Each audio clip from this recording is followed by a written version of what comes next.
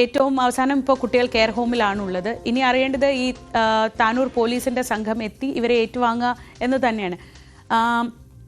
ഒരു പക്ഷേ phone location എന്നത് കൃത്യസമയത്ത് ഇടപെട്ടുകൊണ്ടുള്ള കേരള പോലീസിൻ്റെ അന്വേഷണം ഇതിൽ എത്രത്തോളം നിർണായകമായിട്ടുണ്ട്? സമയം വൈകാതെ തന്നെയുള്ള ആ ഇടപെടൽ നമ്മൾ സമീപകാലത്ത് കാണേണ്ട ഒരു കാര്യം, ഈ മൊബൈൽ ടവർ ലൊക്കേഷൻ കൃത്യമായി കേന്ദ്രീകരിച്ച് അന്വേഷണം നടത്താൻ കഴിയുന്നതാണ് പല കേസുകളിലേക്കും നിർണായകമായിട്ടുള്ള വഴിത്തിരിവുകളിലേക്ക് എത്തിച്ചിട്ടുള്ളത്. അതുകൊണ്ട് തന്നെ ഇപ്പോൾ ഈ ഒരു സംഭവത്തിലാണെങ്കിലും മൊബൈൽ ടവർ ലൊക്കേഷനാണ് ഇതിൽ ഏറ്റവും അടിസ്ഥാനപരമായിട്ട് പ്രധാനപ്പെട്ട ഒരു കാര്യം. അവര് ഫോൺ ഓൺ ചെയ്ത സമയം മുതൽ അവര് എവിടെയാണെന്ന് കൃത്യമായി നിരീക്ഷിക്കാൻ പോലീസിന് സാധിച്ചു എന്നുള്ളതാണ്. ഇവിടെ നിന്ന് ഇവരുടെ കൂടെ പോയ യുവാവ് ഈ സാഹചര്യങ്ങളിൽ അവരിൽ നിന്ന് മാറി ഒറ്റയ്ക്ക് പോകാൻ തുടങ്ങി. അതോടെ ഇവര് രണ്ട് സംഘങ്ങളായി തിരിഞ്ഞു. പിന്നീട് ഇവർക്ക് മുന്നോട്ട് പോകണമെങ്കിൽ ഫോൺ ഓൺ ചെയ്തേ പറ്റൂ എന്നൊരു സാഹചര്യം വന്നു. അങ്ങനെയാണ് അവർ ഫോൺ ഓൺ ചെയ്തത്. അങ്ങനെ അവർ ഫോൺ ഓൺ ചെയ്തപ്പോൾ അത് കൃത്യമായിട്ട് ലൊക്കേറ്റ് ചെയ്ത് എവിടെയാണെന്ന് മനസ്സിലാക്കാൻ പോലീസിന് സാധിച്ചു എന്നുള്ളതാണ് ഈ സംഭവത്തിൽ ഏറ്റവും നിർണായകമായിട്ട്. അതിനനുസരിച്ച് തുടർന്ന് RPFന്റെയും അതേപോലെ തന്നെ മഹാരാഷ്ട്ര പോലീസിന്റെയൊക്കെ അവർക്ക് നിർദ്ദേശങ്ങൾ നൽകുവാനും അവരെ ഈ ലൊക്കേഷനിലേക്ക് എത്തിക്കുവാനും ഒക്കെ പോലീസിന് സാധിച്ചിട്ടുണ്ട്.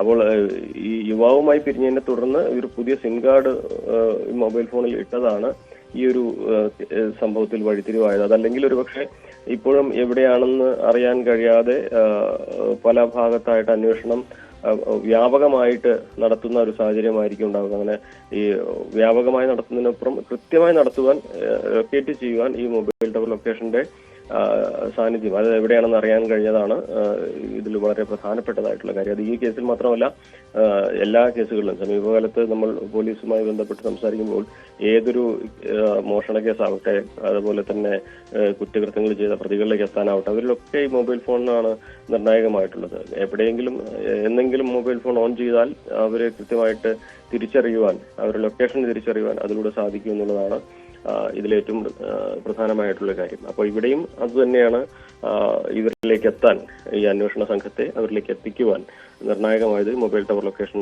തിരിച്ചറിഞ്ഞതാണ്. അത് മാത്രമല്ല, മഹാരാഷ്ട്ര പോലീസിന്റെയും മറ്റ് RPFന്റെയും മലയാളി സമാജം പ്രവർത്തകരുടെയൊക്കെ വേഗത്തിലുള്ള ഇടപെടലും ഇതിൽ നിർണായകമാണ്. അവര് ഈ കുട്ടികളെ കണ്ട് സംസാരിച്ച് കാര്യങ്ങൾ ബോധ്യപ്പെടുത്തി സുരക്ഷിതരായി ഇപ്പോൾ അവരെ കേരള പോലീസ് എത്തുന്നവരെ സംരക്ഷിക്കുന്നു എന്നുള്ളതാണ് ഇതിൽ മനസ്സിലാക്കാൻ കഴിയുന്ന കാര്യം. എന്നാലും കഴിഞ്ഞ 24 മണിക്കൂറിലേറെ നീണ്ടു നിന്ന വലിയ ആശങ്കയ്ക്കാണ് ഇവിടെ ഇപ്പോൾ ഒരു വിരാമമായിട്ടുള്ളത്. ഇനി നടപടിക്രമങ്ങളാണ് പൂർത്തിയാക്കാനുള്ളത്. കേരള പോലീസ് അവിടെ എത്തി ഈ FIR രജിസ്റ്റർ ചെയ്തുകൊണ്ട് തന്നെ അത്തരം സ്വാഭാവികമായിട്ട് പൂർത്തീകരിക്കേണ്ട ചില നടപടിക്രമങ്ങൾ പൂർത്തീകരിച്ച് അവരെ എത്രയും വേഗം കൊണ്ടുവരും എന്ന് തന്നെയാണ് ഇപ്പോൾ അറിയിച്ചിട്ടുള്ളത്. കണ്ണൂർ DSP സംഘവുമാണ് അവിടേക്ക് പുറപ്പെട്ടിട്ടുള്ളത്. ഇന്ന് അർദ്ധരാത്രിയോടെയോ നാളെയോ ആയിരിക്കും മിക്കവാറും അവരിവിടേക്ക് എത്തുക എന്നുള്ള വിവരമാണ് ഏറ്റവും അവസാനമായിട്ട് നമുക്ക് ലഭിച്ചിട്ടുള്ളത്. അപ്പോഴും അനുമോദ്, എന്താണ് ഈ കുട്ടികളെ ഇങ്ങനെ ഒരു യാത്രയ്ക്ക് പ്രേരിപ്പിച്ചത് എന്നത് ഇപ്പോഴും അവ്യക്തമായി തുടരുകയാണ്. പലയിടത്തും പല റിപ്പോർട്ടുകൾ കാണുന്നുണ്ട്. ഈ കുട്ടികൾ വീട്ടിൽ വലിയ പ്രശ്നങ്ങൾ ഉണ്ടായിരുന്നു, അവരങ്ങനെയൊക്കെ പറയും, പക്ഷേ പ്രശ്നങ്ങളുണ്ട് എന്നൊക്കെ പറഞ്ഞു എന്നൊക്കെ പലയിടത്തും കാണുന്നുണ്ട്. നമുക്കറിയില്ല, നമുക്ക് ഈ കുട്ടികളുമായി സംസാരിച്ചാൽ മാത്രമേ, അല്ലെങ്കിൽ ഇനി പോലീസാണ് കൃത്യമായ ഒരു വിവരം നൽകേണ്ടത്.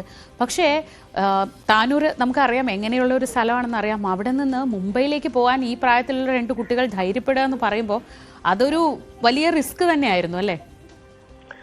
സത്യത്തില് ഈ ആൺകുട്ടികള് ഇങ്ങനെ ഈ നാട് വിട്ടു പോകുന്നതൊക്കെ നേരത്തെ ശ്രീജ പറഞ്ഞതുപോലെ നമ്മൾ പലയിടത്തും കാണുകയും കേൾക്കുകയും ചെയ്തിട്ടുണ്ട്. പക്ഷെ ഈ പെൺകുട്ടികള് മുംബൈയിലേക്ക് ഈ വീട്ടിലെ പ്രശ്നങ്ങൾ കാരണം നാട് വിട്ടു എന്ന് പറയുമ്പോൾ അതിൽ ഒരുപാട് നമുക്ക് ചേർത്ത് വെക്കാൻ പറ്റാത്ത കുറെ കാര്യങ്ങളുണ്ട്. അതിൽ ഒരു കുട്ടിയാണ് ഈ വീട്ടിലെ പ്രശ്നങ്ങൾ പറഞ്ഞിട്ടുള്ളത്. മറ്റൊരു കുട്ടി ഇവൾക്ക് കൂടെ സഹായമായിട്ട് സുഹൃത്തായിട്ട് പോയി എന്നാണ് അവകാശപ്പെടുന്നത്. ആ കുട്ടിയുടെ വീട്ടിൽ പ്രശ്നങ്ങളൊന്നായിട്ട് ആ കുട്ടി പറയുന്നില്ല. പക്ഷെ എങ്ങനെ ഇവർക്ക് ഇതൊക്കെ സാധിക്കുന്നു എന്നുള്ള ചോദ്യമാണ് ഉയരുന്നത്. ഈ കുട്ടി തന്റെ ഒരു സുഹൃത്തിനെ, ഇൻസ്റ്റാഗ്രാം വഴിയുള്ള സൗഹൃദത്തിലുള്ള ഒരു സുഹൃത്തിനെ, ഞങ്ങൾ എന്തായാലും പോവുകയാണ്, ഞങ്ങൾ സഹായിക്കണമെന്ന് ആവശ്യപ്പെട്ടപ്പോൾ അയാൾ കൂടെ പോവുകയും അയാൾ പിന്തിരിപ്പിക്കാൻ ശ്രമിച്ചിട്ടും അവർ പിന്തിരിഞ്ഞില്ല എന്നാണ് ആ യുവാവിന്റെ കുടുംബമൊക്കെ അവകാശപ്പെടുന്നത്. അങ്ങനെ മുന്നും പിന്നും നോക്കാതെ ഈ ഒരു ഇറങ്ങിപ്പോകുന്ന സാഹചര്യം, അത് എന്താണ് അതിനെ പ്രേരിപ്പിച്ചതെന്നോ അത്രമാത്രം എന്ത് പ്രശ്നമാണ് അവിടെ ഉണ്ടായിരുന്നതെന്നുള്ളതൊക്കെ ഇനി അവർ തന്നെ പറയണം, അല്ലെങ്കിൽ അത് കുടുംബം തന്നെ വ്യക്തമാക്കേണ്ടതാണ്. പക്ഷേ ഒട്ടും പ്രതീക്ഷിക്കുന്നില്ല ഇത്തരത്തിലുള്ള നടപടിയൊക്കെ കുട്ടികളുടെ ഭാഗത്ത് ഉണ്ടാകുമെന്നുള്ളത്.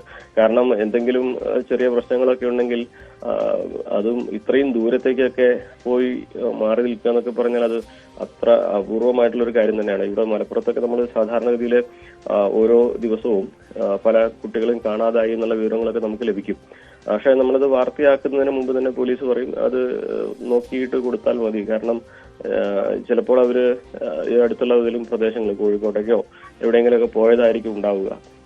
അതുപോലെ തന്നെ അവരെയൊക്കെ വളരെ വേഗത്തിൽ പോലീസ് കണ്ടെത്തുകയും ചെയ്യാറുണ്ട്. കാരണം ഈ 24 മണിക്കൂർ തികയുന്നതിന് മുമ്പ് തന്നെ അവര് തിരിച്ചു വീട്ടിലേക്ക് എത്തുന്ന ഒരു സാഹചര്യം. അത് ഈ ഒരു പ്രായത്തില് കുട്ടികൾ എവിടെയെങ്കിലുമൊക്കെ പോയി കറങ്ങി നടക്കുന്നത് അങ്ങനെ സ്ഥിരമായിട്ട് ഉണ്ടാകുന്ന ഒരു സംഭവമാണ്. പക്ഷെ അതിൽ പെൺകുട്ടികൾ ഇങ്ങനെ കാണാതെ പോകുന്നത്, ഇത്തരത്തിൽ ദൂരത്തേക്ക് പോകുന്നത് വളരെ അപൂർവമായിട്ടുള്ള ഒരു കാര്യമായിട്ട് തന്നെയാണ് എടുത്ത് പറയേണ്ടത്. അപ്പോൾ അവരെ എന്താണ് അവരെ ഇങ്ങനെ ഒരു റിസ്ക് എടുത്ത് നാട് വിടാൻ പ്രേരിപ്പിച്ചത്?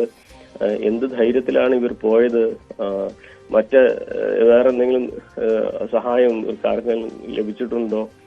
ഇവരും വരായികളെ കുറിച്ച് ഒരു ചിന്തയില്ലാതെ ഇത്രയും ദൂരത്തേക്ക് പോകാൻ ഇവർക്ക് എന്താണ് ബുദ്ധിമുട്ട് വന്നതെന്നുള്ള ചോദ്യങ്ങളൊക്കെ ഉത്തരം കിട്ടേണ്ടതായിട്ടുണ്ട്. എന്നാണെങ്കിലും അവരെ കണ്ടെത്തി സുരക്ഷിതരായിട്ട് എന്നുള്ളതാണ് വളരെ പ്രധാനപ്പെട്ട ഒരു കാര്യം. കാരണം നമുക്കറിയാം, കേരളത്തിന് പുറത്തേക്ക് പോയി കഴിഞ്ഞാൽ ഈ പെൺകുട്ടികൾക്കൊക്കെ നേരിടേണ്ടി വരുന്ന ഇത്തരത്തിൽ കൂടെ ആരുമില്ല എന്ന് കണ്ടു കഴിഞ്ഞാൽ അവരെ ചൂഷണം ചെയ്യുവാനും അവരെ മറ്റു തരത്തിലേക്ക് കൊണ്ടുപോകാനൊക്കെ ഒരുപാട് സംഘങ്ങളൊക്കെ ഉള്ള സാഹചര്യങ്ങളുണ്ട് അവിടെ. അതിലേക്കൊന്നും അത്തരത്തിലുള്ള സാഹചര്യങ്ങളിലേക്കൊന്നും പോകാതെ അവരെ സുരക്ഷിതരായിട്ട് കണ്ടെത്താൻ കഴിഞ്ഞത്, അവരെ തിരിച്ചു നാട്ടിലേക്ക് കൊണ്ടുവരാൻ കഴിയുന്നതൊക്കെ വലിയ ഒരു ഭാഗ്യമാണ്. അതിനൊപ്പം തന്നെ പോലീസിന്റെയും മറ്റു നടപടികളും അതിനേറെ സഹായകമായിട്ടുണ്ട് എന്ന് പറയാതിരിക്കാൻ ആവില്ല. കാരണം കൃത്യമായ അന്വേഷണം, അതും സമയബന്ധിതമായിട്ടുള്ള അന്വേഷണം, അത് ഓരോ മേഖലയിൽ ഏത് തരത്തിൽ ഏതൊക്കെ ആളുകളെ പുറത്തിറക്കിക്കൊണ്ട് ഇത് ചെയ്യാമെന്ന് പോലീസിന് കൃത്യമായിട്ട് അറിയാം. അപ്പോൾ പോലീസിന്റെ അന്വേഷണ മികവ് തന്നെയാണ് ഇതിൽ ഏറ്റവും പ്രധാനപ്പെട്ടതായിട്ട് നമ്മൾ എടുത്തു പറയേണ്ടത്. ഒപ്പം ഈ സാമൂഹ്യ മാധ്യമങ്ങളിലൂടെ നമ്മളുടെ അടക്കം വാർത്തകളും ഒക്കെ ഇതിനോടകം തന്നെ വിവിധ ഇടങ്ങളിലേക്ക് എത്തിയിട്ടുണ്ട്. സ്വാഭാവികമായിട്ടും അതും ഇവരെ തിരിച്ചറിയുന്നതിന് മറ്റൊരു ഘടകമായിട്ടുണ്ട് എന്ന് വേണം നമ്മൾ കരുതുവാൻ. അങ്ങനെ പല തലങ്ങളിലുള്ള അന്വേഷണങ്ങളും ഇത്തരത്തിലുള്ള ഇടപെടലുകളൊക്കെ അവരെ വളരെ സുരക്ഷിതരായി കണ്ടെത്തുവാനും ഇപ്പോൾ അവരെ നാട്ടിൽ കൊണ്ടുവരാനുള്ള നടപടിക്ക് എത്തിക്കുവാനൊക്കെ കാരണമായിട്ടുണ്ട്. ഇനി ബാക്കി കാര്യങ്ങൾ അവർ പറയേണ്ടതുണ്ട്. എന്താണ് പോകാനുണ്ടായ പ്രശ്നം, ചെയ്ത വികാരം എന്തായിരുന്നു, ശരിക്ക് വേറെ എന്തെങ്കിലും വീട്ടിൽ പ്രശ്നങ്ങളുണ്ടോ, അതൊക്കെ ഇനി അവർ പറയേണ്ടതാണ്. ആദ്യം അവർ സുരക്ഷിതരായി തിരിച്ചെത്തുക എന്നുള്ളത് മാത്രമാണല്ലോ നമുക്ക് മുമ്പിലുള്ള ഒരു മുഖ്യ വിഷയം. തീർച്ചയായും ആ കുട്ടികൾ സുരക്ഷിതരാണ്. ഇപ്പോൾ അവിടെ പൂനെയിൽ ഒരു കെയർ ഹോമിലാണ് അവരുള്ളത്. രാവിലെ മെഡിക്കൽ പരിശോധനയ്ക്കൊക്കെ ശേഷം ആ കുട്ടികളെ കെയർ ഹോമിലേക്ക് മാറ്റിയിരിക്കുകയാണ്. രാത്രി മുഴുവൻ ഉറങ്ങിയിട്ടുണ്ടാവില്ല. കാരണം ഏതാണ്ട് 1:45 ലോണാവാലയിൽ വെച്ച് ഈ കുട്ടികളെ കണ്ടെത്തുന്നത്, RPF കണ്ടെത്തുന്നത്. തുടർന്ന് പൂനെയിലേക്ക് എത്തിച്ചു, പുലർച്ചയോടെ പൂനെയിലേക്ക് എത്തിച്ചു. അത് കഴിഞ്ഞ് പരിശോധന കഴിഞ്ഞു. ഇപ്പോൾ അവരെ തൽക്കാലത്തേക്ക് ഒരു സമാധാനമുള്ള ഒരു സ്ഥലത്തേക്ക് മാറ്റിയിട്ടുണ്ട്. ഇനി ഇവിടെ നിന്ന് കേരള പോലീസിൻ്റെ സംഘം അവിടെ എത്തിയിട്ടായിരിക്കും കുട്ടികളെ ഏറ്റുവാങ്ങി തിരിച്ച് നാട്ടിലെത്തിക്കുന്നത്. എന്തായാലും വളരെ പ്ലാൻഡ് ആയിരുന്നു. പൈസ കയ്യിൽ അവർ ഒരുക്കി വെച്ചു, ആ പൈസ ചിലവാക്കുകയും ചെയ്തു. അതൊക്കെ വളരെ നിർണായകമായി. എന്തായാലും ഭാഗ്യം എന്ന വാക്കിന് എത്രത്തോളം അർത്ഥമുണ്ട് എന്നൊന്നും അറിയില്ല. പക്ഷേ ഇത് ഒരു പരിക്കും കൂടാതെ, പ്രശ്നങ്ങളൊന്നുമില്ലാതെ ആ 2 കുട്ടികളെയും സുരക്ഷിതരായി കിട്ടിയത് അതിനെ ഭാഗ്യമെന്ന് തന്നെ പറയാൻ പറ്റുള്ളൂ.